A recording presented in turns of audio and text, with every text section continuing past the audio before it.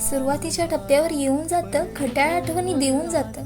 सुरुवातीच्या टप्प्यावर येऊन जातं खट्याळ आठवणी देऊन जातं. आठवणीच्या कप्प्यात लपून राहतं, पुन्हा कधीही येत नसतं. आठवणीच्या कप्प्यात हे लपून राहतं, पुन्हा कधीही येत नसतं. ओळखा पाहू हे आहे तरी कोण, ओळखा पाहू हे आहे तरी कोण. अहो हेच आहे आपलं खट्याळचं बालपण, हेच आहे आपलं खट्याळचं बालपण. नमस्कार, मी अंकिता देसाई कविता मांडते बालपण, कविता मांडते बालपण.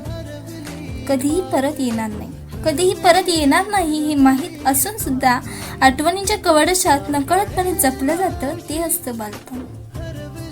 कळत्या वयात येण्याआधी जगण्यातला मनमुराद आनंद देऊन जाणारा मृगजळी क्षण म्हणजेच बालपण. खरंच कधी कधी किती विचित्र फिलिंग देतं ना आपलं वेडं मन. जेव्हा लहान असतो तेव्हा कधी मोठे होणार आपण असा विचार करत जगायचंच राहून जातं लहानपण. आणि जेव्हा मोठे होतो तेव्हा वाटतं पुन्हा कधी येईल का ती निरागस अवखळ बालपण. ना कोणती जबाबदारी, ना फ्युचरचं टेन्शन. झुळूक जणू ती एक सुखाची मागे राहून जाते बनून मात्र आठवण. प्रत्येक गोष्टीसाठी हट्ट करणारं मन जेव्हा समजूतदार होऊन रमू लागतं.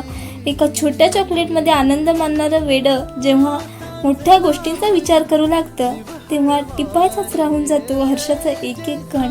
तेव्हा वाटतं पुन्हा कधी येईल का ते निरागस अवखळ बालपण, पुन्हा कधी येईल का ते निरागस अवखळ बालपण. कळत्या वयात आल्यावर भविष्याची स्वप्न रंगवू लागतं मन. कळत्या वयात आल्यावर भविष्याची स्वप्न रंगवू लागतं मन. पण ज्यांनी आत्तापर्यंत भविष्य सावरलं त्या आई वडिलांनाच विसरून जातं पटकन. कळत्या वयात आल्यावर भविष्याची स्वप्न रंगवू लागतं मन. पण ज्यांनी आत्तापर्यंत भविष्य सावरलं त्या आई वडिलांनाच विसरून जातं पटकन. तेव्हा प्रश्न पडतो खरंच मोठे झालोय का आपण. मग पुन्हा वाटून जातं खरंच परत जगता येईल का ते निरागस अवखळ बालपण. कविता आवडल्यास लाईक करा, शेअर करा, सबस्क्राईब करा. धन्यवाद.